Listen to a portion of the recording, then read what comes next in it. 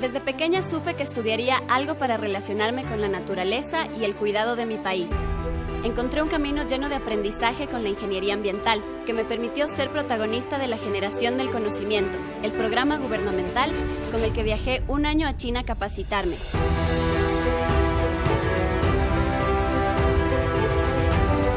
Y hoy me tiene recorriendo los grandes proyectos del Ecuador. Soy Estefanía Carpio y los invito a conocer el maravilloso camino de las megaconstrucciones ecuatorianas.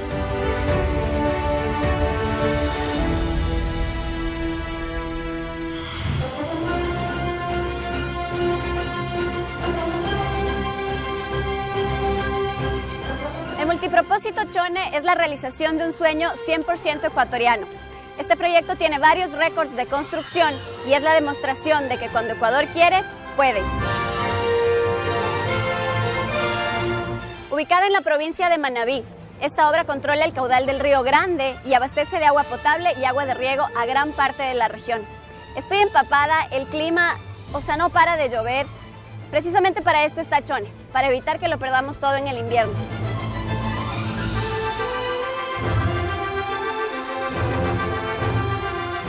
Luego de 30 meses de construcción, el Chone al fin es una realidad. Pero ¿cómo fue el proceso para que ese sueño de casi 40 años para los ecuatorianos se haya hecho realidad? Descubrámoslo en Megaconstrucciones Ecuatorianas.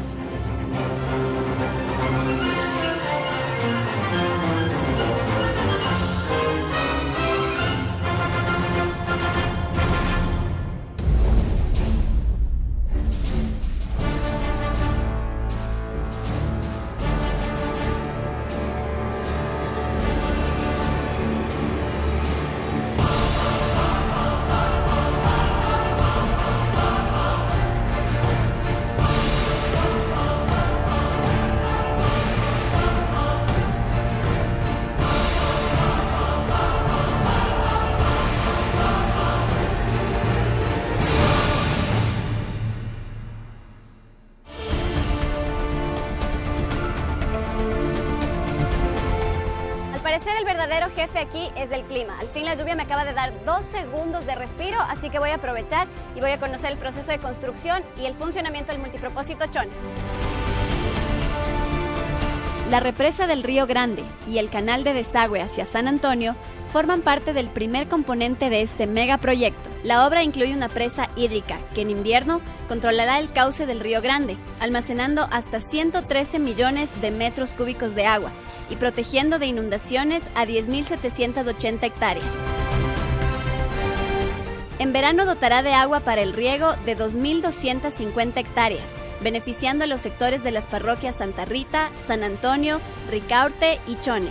Para evacuar el agua almacenada, la presa cuenta con un túnel de desagüe de fondo, que permitirá descargar hasta 45 metros cúbicos por segundo de agua hacia una estructura denominada cuenco amortiguador, para así disminuir su fuerza, llevándola hacia el cauce del Río Grande.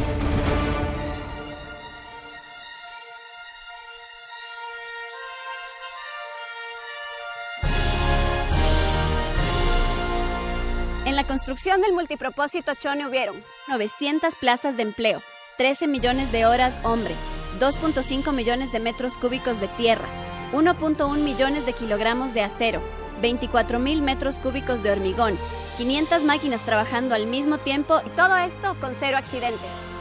Pero hay 2 factores que no se pueden medir, fundamentales en la construcción del multipropósito: la decisión y las ganas.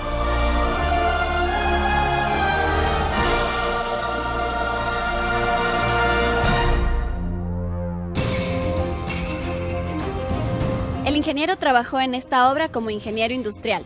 Aproveché que se detuvo un momento la lluvia para ver junto a él en una maqueta cómo funciona esta mega construcción. Le veo preocupado. Viendo que esto funcione. ¿Qué es esto? Bueno, este es el proyecto Propósito Múltiple Chone, en el cual aquí trabajé como ingeniero en seguridad industrial y como luego vuelvo y le repito, viendo que funcione porque es una obra ya terminada, culminada, para beneficio de todos los choneros. Aquí podemos ver de este lado derecho el Jobo 1, para explicarle un poquito más, Jobo 1, y este es el otro cerro, Jobo 2. El gran desafío de esta mega construcción fue construir una montaña de tierra que uniera 2 montañas, denominadas Jobo 1 y Jobo 2. De esta manera se interrumpe el paso del Río Grande con el fin de lograr el embalse. Con Conociendo la obra, vemos que este megaproyecto no solo previene las inundaciones que el Río Grande provocaba en Chone, también permite asegurar agua para riego y agua potable. Yo ahorita estoy súper mojada. Claro. Cuando llueve, ¿llueve así todo el tiempo? Mucho más, llueve mucho más. Es terrible que cuando llueve. No me diga. Sí, claro. Esto es hecho con manos ecuatorianas y, como le digo, aquí muchísima gente puso su grano de arena, gente manabita, gente chonera. Bueno, yo soy de Chone y me siento orgulloso de haber contribuido en este gran proyecto. Aproveché que la lluvia me daba un respiro y fui a conocer el embalse del Chone, donde encontré al ingeniero que pudo contarme todo sobre la presa, en la que, como ya dijimos, caben 113 millones de metros cúbicos de agua, el equivalente a 45.000 piscinas olímpicas. ¿Pero con cuántas lluvias podría llenarse este embalse? El embalse se puede estar llenando en 2 inviernos. No hemos considerado el fenómeno del Niño. Si el fenómeno del Niño es muy intenso, posiblemente con este fenómeno se llene, pero claro, todo depende de la intensidad del fenómeno. Aunque cayera más lluvia de la esperada, el embalse evitaría cualquier inundación.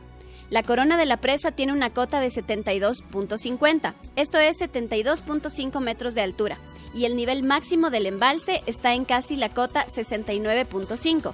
¿Pero qué pasaría si esto no fuera suficiente? Es imposible. En la cota 66 se encuentra el canal de alimentación, por lo que si el agua llegara a pasar dicha altura, desagotaría por este canal. El canal de desagüe de fondo permite enviar caudal ecológico al cauce natural del río. Es una estructura de 250 metros de largo con un diámetro de 3 metros. Está diseñado para un caudal de 45 metros cúbicos por segundo. ¿Y la cantidad de agua que pasa por el túnel de fondo? Más o menos, ¿cuánta agua es? En 40 segundos de esa cantidad de agua sería como para llenar una piscina olímpica. Es bastante rápido. Es debido a la presión del embalse. Esa presión depende de la altura hasta donde esté el embalse, pero esos 45 metros cúbicos por segundo significa que el embalse está totalmente lleno, con la máxima presión posible. Vale aclarar que el caudal ecológico se envía al cauce natural del río para conservar el ecosistema, las especies del río y obviamente asegurar el agua para las comunidades que están aguas abajo. El multipropósito Chone vino a cambiar la historia. Antes la lluvia solo auguraba el desborde del Río Grande y en consecuencia las inundaciones. Hoy puede traducirse en agua para riego. La lluvia puede dejar de ser una pesadilla, aunque hoy mucho no me ayuda para seguir conociendo esta obra.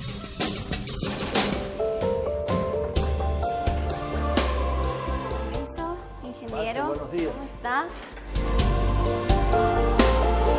Sí, vengo a conversar con usted un ratito también. Bien, ¿aquí o afuera?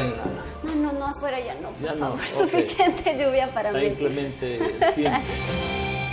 El ingeniero conoce cada detalle de esta obra y pudo explicarme con claridad por qué Chone estaba tan propenso a las inundaciones. En época de invierno, desgraciadamente, como Chone está en la cota 12 sobre el nivel del mar, realmente es una cota baja, es un valle bajo. Todas las aguas del Río Grande, el río Garrapata, el río Mosquito, pasan por la ciudad y lógicamente la convierten en un lago, ¿no? Hasta 1,5 metros y 2 metros de altura de agua han tenido en los inviernos más rigurosos. Entonces esta obra es de suma importancia para la ciudad y sus alrededores, para evitar inundaciones y, como es una presa de regulación, garantizar agua para consumo humano y agua para regar aproximadamente 5.000 hectáreas.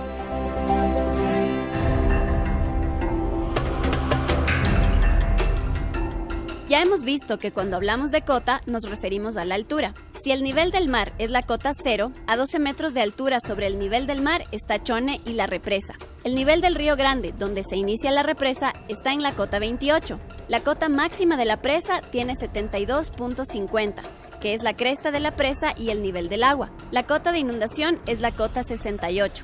Vemos ahí las diferencias. Chone está aquí y la represa está a esta altura. Sin una obra de estas características, la inundación por el desborde del río se hacía inevitable. Tengo entendido también que tiene varios récords la obra en sí. ¿Cuáles son esos récords? Es que esta presa se construyó con técnicos 100% ecuatorianos. El 80 o 90% del personal técnico es de aquí de Manabí y muchísimos de la ciudad de Chone. Bueno, pero usted como manabita, cuéntame, ¿qué significa para usted la lluvia, esta tremenda lluvia que no para aquí? Bueno, la lluvia es vida. Tenemos que tener lluvia para poder producir los campos. Entonces, por una parte, crean ciertos problemas, pero el beneficio es mayor que lo negativo que se pudiera pensar en el invierno. Me habría encantado seguir conversando con el ingeniero, pero quería seguir conociendo más pormenores del multipropósito Chone. Aproveché que la lluvia se detuvo por un momento y me encontré con Fausto, uno de los fiscalizadores de la obra, al que le hice una pregunta que para mí era clave. ¿Podría decir usted que de alguna forma estamos dominando a la naturaleza con este proyecto? Bueno, la naturaleza es incontrolable, pero el hombre, en común acuerdo con ella, tiene que idear los mecanismos, y para eso estamos los ingenieros, de manera que lo que eventualmente puede causar destrozos más bien se convierta en una acción favorable para el hombre, sin afectar directamente a la naturaleza. Aquí hemos hecho un pacto con el Río Grande, de manera que las aguas que eventualmente causaban problemas a la ciudad, ahora van a servir para regar tierras y van a servir para dar agua potable. En este proyecto, ¿cuál ha sido el momento más crítico que ustedes dijeron, chuta, realmente aquí ya no tenemos para dónde ir?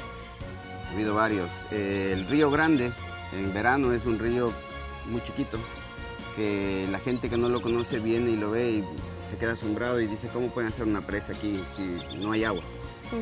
Pero su nombre no es casualidad, su nombre atiende a su propia característica. Este río, ahora mismo, en 2 días de lluvia ha cargado al cauce más de 6 millones de metros cúbicos de agua.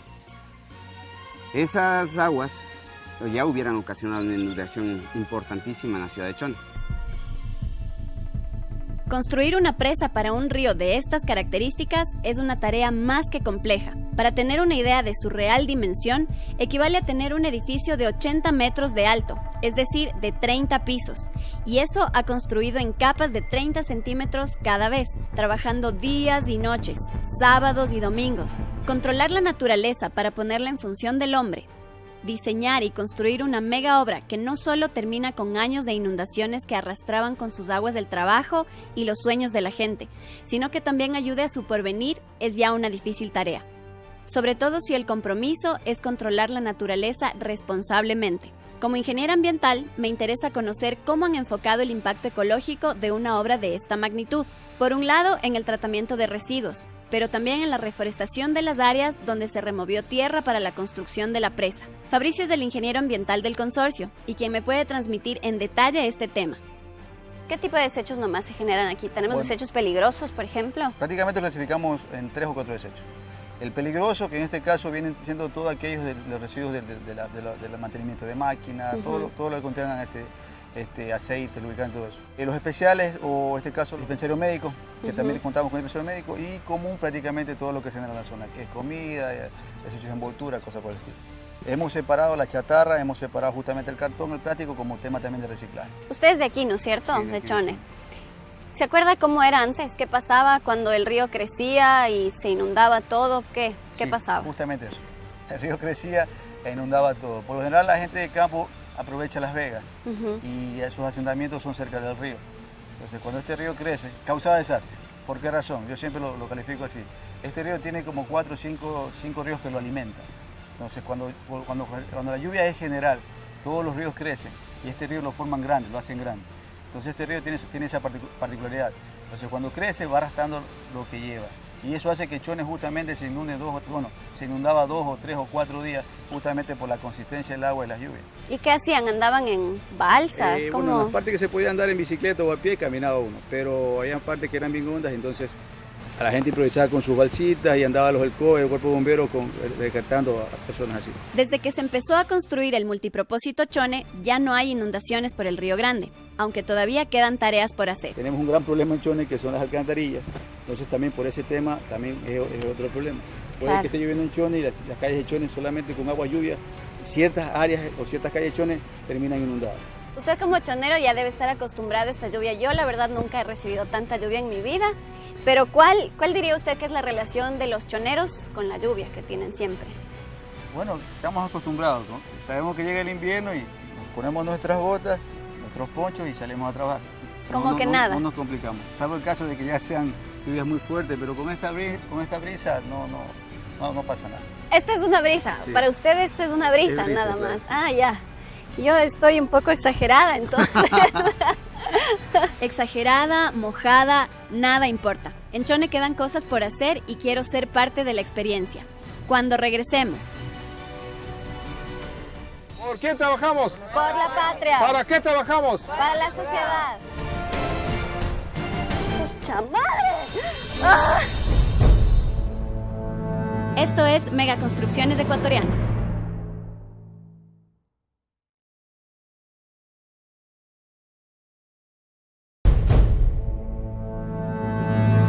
Esto es Megaconstrucciones Ecuatorianas.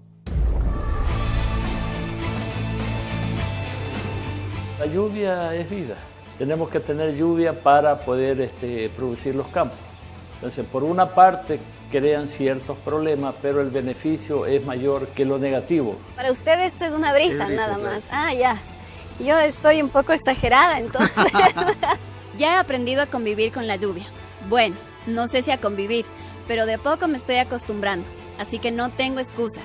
Si quiero conocer a fondo las tareas que se realizan en esta mega construcción, tendré que juntar valor y sumarme a una cuadrilla para colaborar.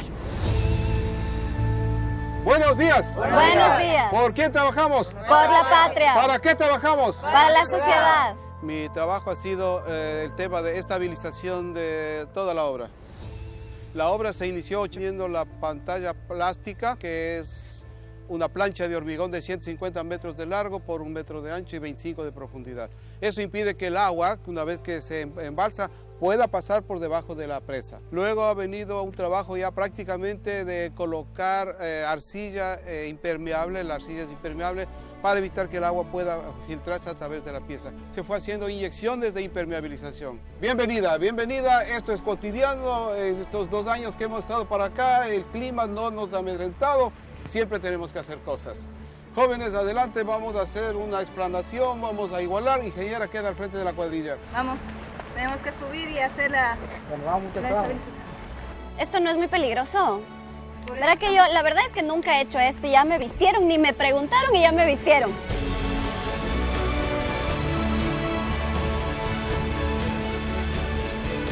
A decir verdad, cuando estudiaba en la universidad no me imaginaba haciendo esto, pero a pesar del vértigo y la lluvia que no paraba, no está nada mala experiencia. El equipo de estabilización cuenta con unas 50 personas, de las cuales 6 son técnicos y el resto trabajadores con experiencia en la sierra.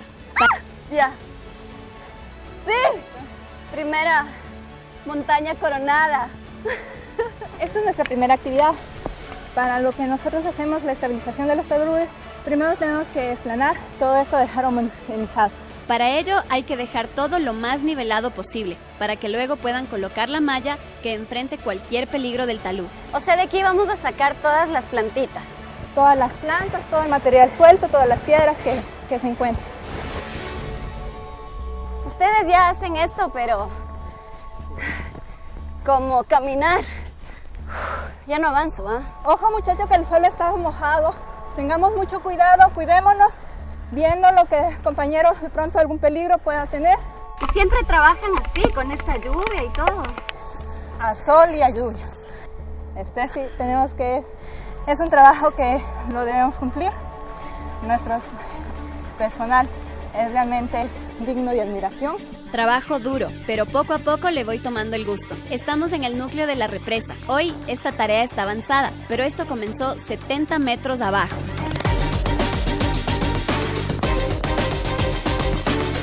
Este trabajo comenzó 70 metros hacia abajo. Entonces, 70 metros abajo esto era prácticamente una hondonada, un hueco. Claro.